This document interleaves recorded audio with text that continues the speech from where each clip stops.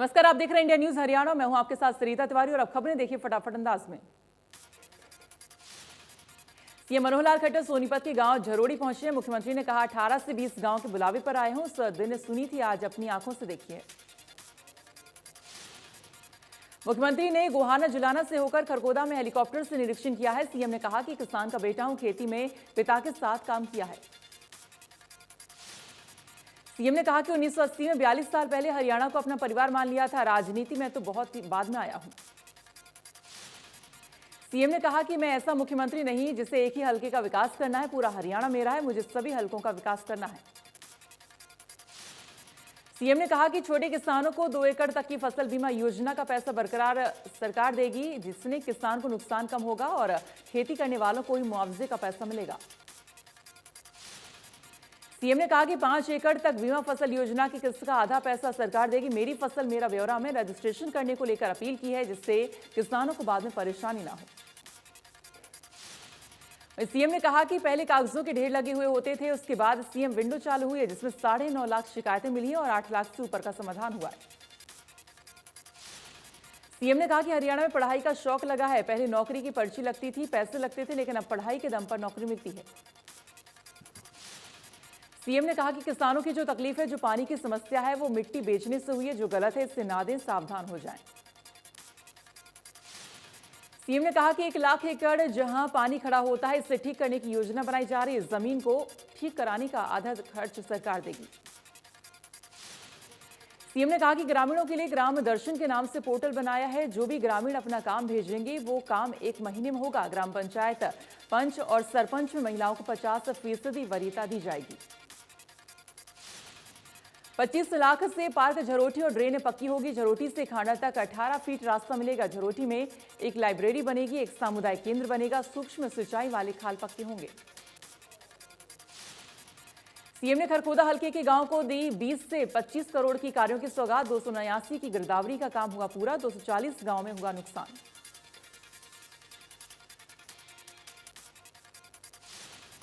CM ने कहा कि जहां फसल खराब हुई है, वहां 1 महीने का बिजली का बिल माफ किया गया है। खेतों से अपने ट्रैक्टर से पानी निकालने वाले किसानों को डीजल मुफ्त मिलेगा।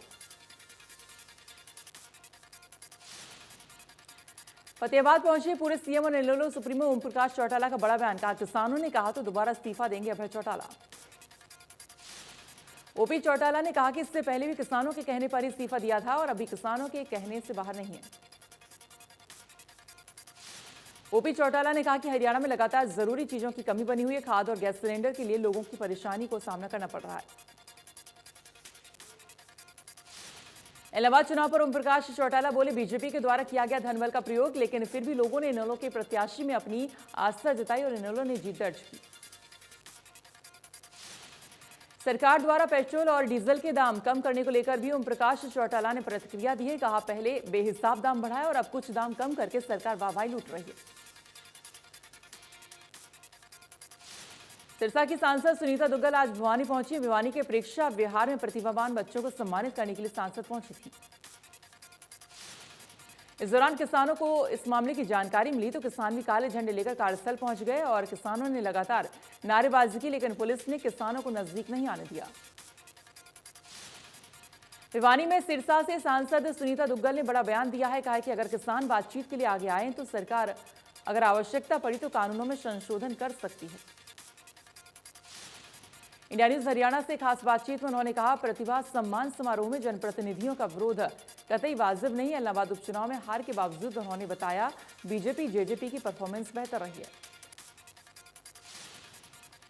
सुनीता दुग्गल ने कहा कि आगे भी इस इलाके का विकास जारी रहेगा। उन्होंने कहा किसानों की आड़ में कुछ राजनीतिक दलों के नेता भी रोटियां सेक रहे हैं।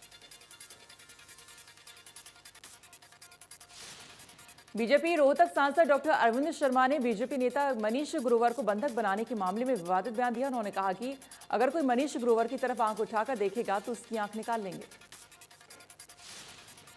साथ ही उन्होंने कहा कि जो मनीष ग्रोवर का हाथ पकड़ेगा उसका हाथ काट देंगे। उन्होंने कहा कि कांग्रेस 25 साल तक चक्कर काटती रहेगी और बीजेपी राज करेगी।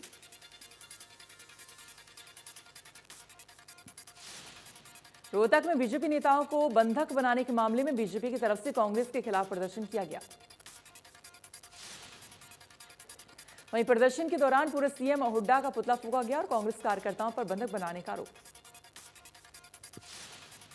बता दें कि बीजेपी के प्रदेश कार्यालय के बाहर यह प्रदर्शन किया गया, जिसमें मनीष ग्रोवर, अरविंद शर्मा शामिल हुए। हांसी की एसपी नितिका गहलोत ने कहा है कि कल नारनौल में राज्यसभा सांसद के खिलाफ प्रदर्शन में किसी भी किसान को पुलिस की लाठी से चोट नहीं आई है। एसपी नितिका गहलोत ने कहा है कि किसान मिर्गी की बीमारी से ग्रस्त था, जो नारनौल में प्रदर्शन के दौरान दिमाग की नस फटने से बेहोश हो गया था। एसपी नितिका गहलोत ने बताया कि बेहोश किसान को हिसार के निजी अस्पताल में भर्ती करवाया गया है, जहां डॉक्टर ने बताया कि किसान के शरीर पर कोई भी चोट का निशान नहीं है। नितिका ने कहा कि कुछ लोग सोशल मीडिया पर अफवाह फैला रहे हैं कि लाठीचार्ज के दौरान किसान घायल हुआ है, जो कि बिल्कुल गलत है।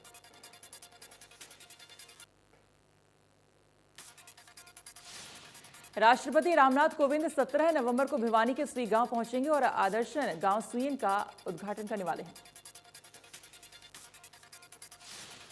सोनीपत में शुगर मिल की पेराई सत्र 10 नवंबर से शुरू होगा, जिसे लेकर तैयारियों को अंतिम रूप दिया गया है। शुगर मिल का शुभारंभ सहकारिता मंत्री बनवारी लाल करेंगे। किसानों को किसी तरह की परेशानी न हो, इसके लिए कारगर कदम उठाए गए हैं। ऑनलाइन तरीके से किसानों के पास से पर्ची पहुंचाई जाएगी। शुगर मिल के ऐप के जरिए किसान पेराई के सत्र की सुविधाएं ले सकेंगे।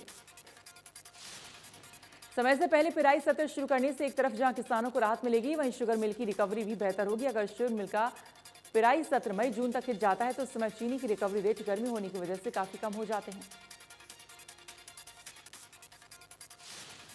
सोनीपत शुगर मिल की पेराई क्षमता 22,000 क्विंटल गन्ना रोजाना है। शुगर मिल ने पिछले पेराई सत्र में 32 लाख क्विंटल से ज्यादा गन्ने की पेराई की थी।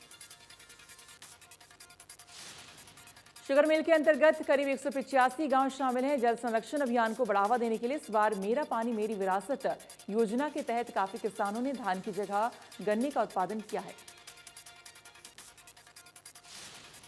झज्जर में भाई दूज का त्योहार धूमधाम के साथ मनाया गया है। बहनों ने भाइयों को तिलक लगाकर उनकी लंबी उम्र की कामना की। वहीं भाइयों ने भी अपनी बहनों की सुरक्षा का वचन दिया है, तो छोटी भाई बहनों ने भी भाई दूज पर नन्हे भाइयों को तिलक लगाया। गुरुग्राम में बड़ी धूमधाम से मनाया गया भाई दूज। इस दिन बहन अपने भाइयों को तिलक लगाकर उनकी लंबी उम्र के सुख जीवन की कामना करती हैं। मान्यता है कि इस दिन मृत्यु के देवता यम अपनी बहन यमुना के बुलावे पर उनके घर भोजन करने आए थे। बल्लभगढ़ में भी लोग धूमधाम से भैया दूज मना रहे हैं। इस पर्व पर बहनें भाई की लंबी उम्र की प्रार्थना करती हैं। इस दिन बहनें भाइयों के स्वस्थ और दीर्घायु होने की मंगल कामना करके तिलक लगाती हैं। पलवल में भाई दूज का त्योहार बड़े हर्षोल्लास के साथ मनाया गया है। बहनों ने अपने भाइयों को तिलक लगाकर लंबी उम्र की कामना की। दिवाली के बाद छठ के महापर्व की तैयारी शुरू हो गई है। छठ का पर्व खास तौर से पूर्वांचल के लोग बड़ी धूमधाम के साथ मनाते हैं और ऐसे में छठ घाटों की साफ सफाई शुरू की जा रही है। बल्लभगढ़ के सेक्टर 3 में रघुनाथ मंदिर के पास बने छठ घाट की साफ सफाई शुरू की गई है। लोगों ने बताया है कि छठ का पर्व यहां बड़ी धूमधाम से मनाया जाता है। पिछले 2 साल में कोरोना की वजह से छठ का त्योहार ठीक ढंग से नहीं मना पाए थे, लेकिन इस बार पूरी व्यवस्था के साथ और कोरोना प्रोटोकॉल का पालन करते हुए इसे मनाया जाएगा। गुरुग्राम के केंद्रीय विहार में भगवान चित्रगुप्त की पूजा के कार्यक्रम का आयोजन किया गया। इस मौके पर बड़ी संख्या में लोगों ने भाग लिया। चित्रांश समाज के लोग इस दिन कलम नहीं छूते हैं। लोग अपने अपने घरों में भी चित्रगुप्त भगवान के चित्र की पूजा अर्चना करते हैं। इस मौके पर ये अपने साल भर के आय व्यय का लेखा जोखा भी प्रस्तुत कर घाटे की पूर्ति की मांग भी भगवान चित्रगुप्त से करते हैं। कैथल में sir Chhotu Ram indoor stadium के मैदान में जिला हैंडबॉल चैंपियनशिप 2021 से 22 का आयोजन किया गया, जो 7 सितंबर तक चलेगा। इसमें जिला कैथल के सभी ब्लॉकों से 18 टीम लड़कों की और 18 लड़कियों की टीमें मिलाकर कुल 36 टीमें भाग ले रही हैं। गुरुग्राम नगर निगम के दायरे में आने वाले 800 पार्कों का जल्द सौंदर्यीकरण होगा। जल्द गुरुग्राम वासियों को अच्छे पार्क और अच्छा वातावरण मिलने वाला है। नगर निगम गुरुग्राम के एडिशनल कमिश्नर सुभाष यादव ने वार्ड 19 के पार्षद अश्विनी शर्मा के साथ गुरुग्राम के सेक्टर 15 पार्ट 2 स्थित सिटीजन पार्क में पार्क का निरीक्षण किया। उन्होंने अधिकारियों को आदेश दिया है कि जल्द से जल्द वार्ड नंबर 19 के अंदर तकरीबन 3 किलोमीटर लंबी ग्रीन बेल्ट और सिटीजन पार्क और रोज गार्डन की जल्द दुरुस्त किया जाए। गुरुग्राम एयर क्वालिटी इंडेक्स से 4 से 71 से पार चला गया, जिसकी वजह से लोगों को सांस लेने में परेशानी हो रही है। गुरुग्राम के सेक्टर 51 में सबसे ज्यादा 4 से 71 AQI नोट किया गया है। प्रदूषण की मात्रा ज्यादा होने के चलते विजिबिलिटी भी काफी कम। बढ़ते प्रदूषण के बीच स्वास्थ्य विभाग की तरफ से अपील की जा रही है कि बुजुर्ग और बच्चे बेवजह घर से बाहर नहीं निकलें। स्वास्थ्य विभाग की तरफ से बताया गया कि अगले 1 से 2 दिन इस तरह का प्रदूषण रह सकता है और इसलिए एहतियात बरतना भी जरूरी है।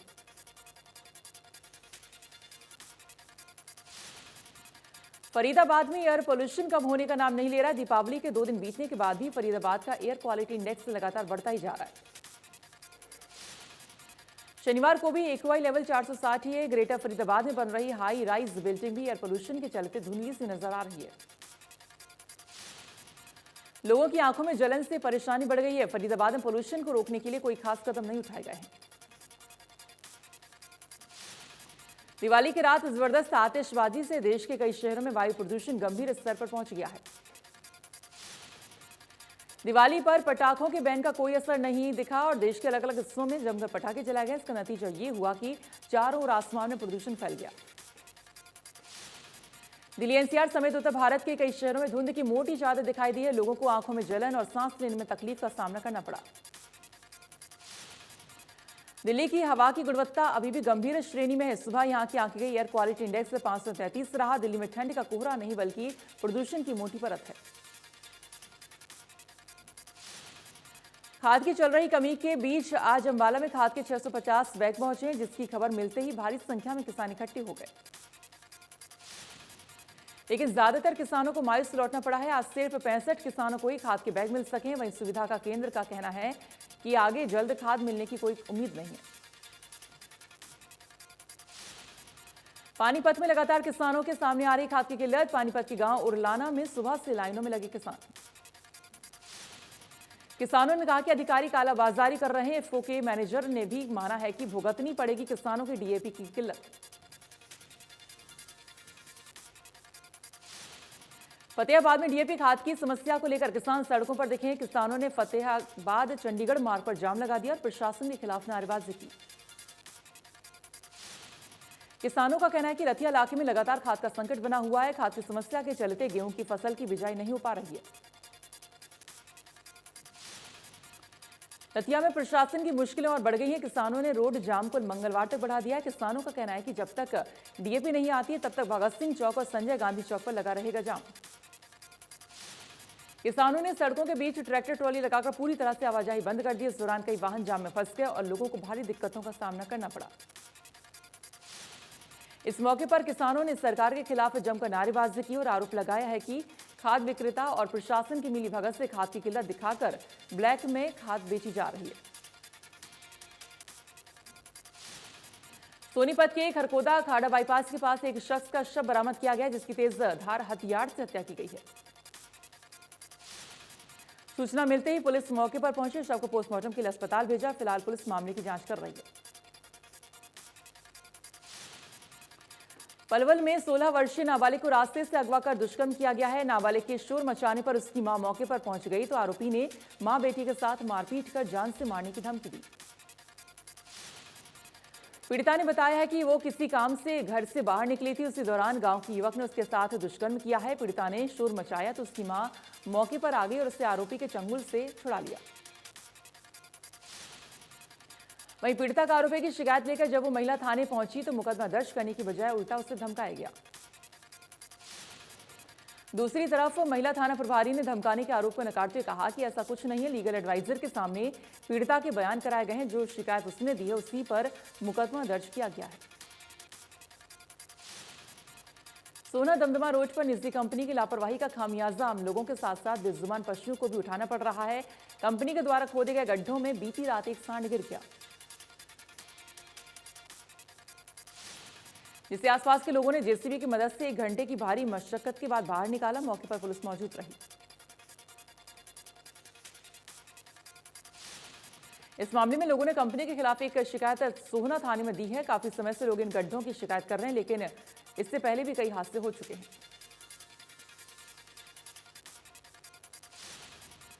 गोहाना में मदीना भरेड़ी सड़क पर एक महिला का शव बरामद किया गया, जिसकी पहचान नीतू के रूप में हुई है, जो कि नई दिल्ली की रहने वाली है। मृतका के परिजनों ने नीतू की हत्या का आरोप उसके दूसरे पति दिनेश पर लगाया है। फिलहाल पुलिस ने मामला दर्ज कर लिया और जांच करनी शुरू कर दी है। गुरुग्राम के पेट्रोल पंपों पर 50% सेल बढ़ गई है, जहां दिल्ली से 8 रुपए सस्ता पेट्रोल मिल रहा है।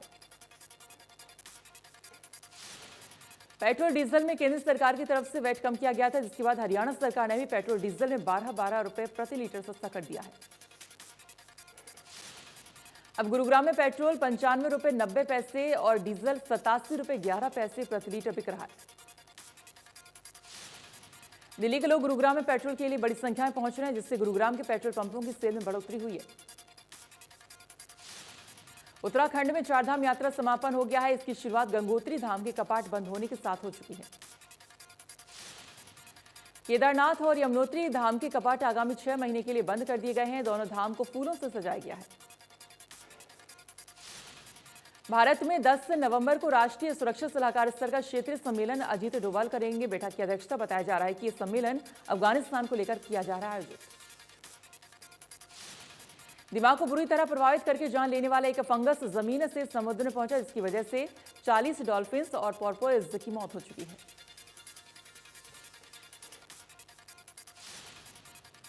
फंगस जमीन पर पाया जाता है। इस फंगस का नाम क्रिप्टोफोकस तिगटी है और ये उष्णकटिबंधीय फंगस है, जिसने डॉल्फिन्स के फेफड़ों और दिमाग को बुरी तरह से प्रभावित किया था। ये दिमाग के फैसले लेने की क्षमता खत्म करता है।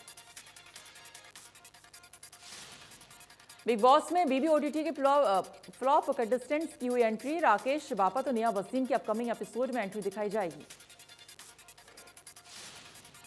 साफ नजर से आता है कि इसकी वजह शमिता शेट्टी है, लेकिन ऑडियंस को भी समझ नहीं आ रहा कि क्यों शमिता के ही करीबियों को शो में एंट्री दी जा रही है। नेहा वसीम जो कि शमिता की करीबी हैं। फिल्म सूर्यवंशी सिनेमाघरों में रिलीज हो गई है। सूर्यवंशी की रिलीज ने लोगों की एक्साइटमेंट को बढ़ा दिया है। फिल्म ने विदेशों में एक नया रिकॉर्ड बना है, क्योंकि 66 देशों में 1300 स्क्रीन पर रिलीज हुई है और देश में 4000 से अधिक स्क्रीन पर रिलीज किया गया है। फिल्म सूर्यवंशी में अक्षय कुमार, कैटरीना, अजय देवगन, रणवीर सिंह है। फिल्म में ऑडियंस को दमदार एक्शन के साथ ड्रामा देखने को मिलेगा।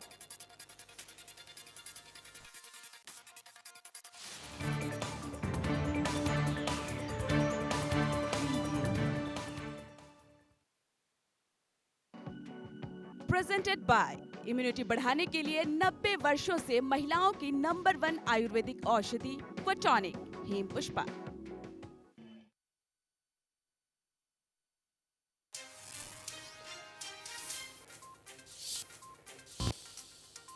जहां फसल खराब हुई वहां 1 महीने का बिजली का बिल माफ। सीएम मनोहर लाल बोले, खेतों से पानी निकालने के लिए डीजल मिलेगा मुफ्त। बेमौसम बारिश से हुई खराब फसलों का सीएम ने किया निरीक्षण। फतेहाबाद में नेहरू सुप्रीमो ओपी चौटाला ने दिया बड़ा बयान। बोले, अगर किसान बोलेंगे तो दोबारा इस्तीफा देंगे। अभय चौटाला पहले भी किसानों के कहने पर दिया था इस्तीफा।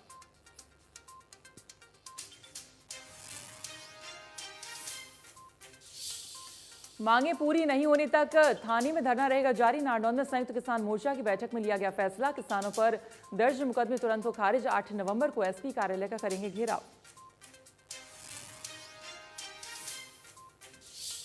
फतेहाबाद में डीएपी खाद की समस्या को लेकर सड़क पर उतरे किसान। फतेहाबाद चंडीगढ़ मार्ग पर जाम लगाकर की नारेबाजी। बोले, रतिया में लगातार बना हुआ खाद संकट, खाद नहीं मिलने से गेहूं की नहीं हो रही बिजाई।